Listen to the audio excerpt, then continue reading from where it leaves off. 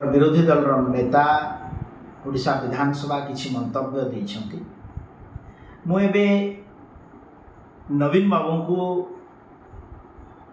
प्रश्न पचारिबा चाहे जे आपणक मुहरु नीति एवं नैतिकता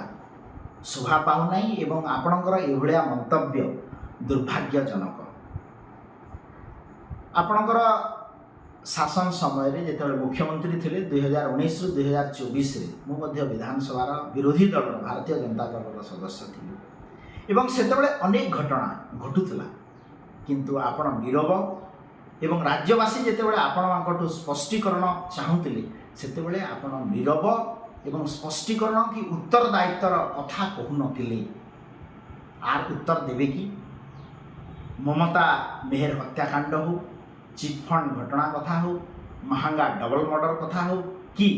आपणक समय स्वास्थ्य मंत्री नव दासंकर हत्या घटना हो,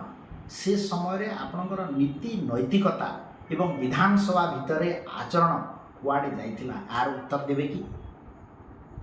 अन्य दिगटी हैला जे विगत 2 वर्ष भितरे आमर सरकार रे आपण विरोधी दल नेता केते थर विधानसभा रे आसिकी लोकंकर समस्या एवं बजेट अधिवेशन आलोचना करिसंती, तार उत्तर रखिबे कि? अन्य दिगटी हैला जे आपणक सरकार समय परीक्षा और नियुक्ति प्रसंग रे मध्य अनेक घटना आसीछि, जेमति कि 2015 रे पुलिस कनेस्टेबल नियुक्ति अनियमितता, 2016, 2019 एवं 2022 रे ओटीईटी प्रश्नपत्र लीक, 2018-2019 मेट्रिक प्रश्नपत्र विवाद, ओडिशा हाईकोर्ट एएसओ नियुक्ति परीक्षा प्रश्न, 2023 रे ओएससी जेई सिविल मैन परीक्षा बातिल एवं ओएससी अकाउंटेंट परीक्षा को नहीं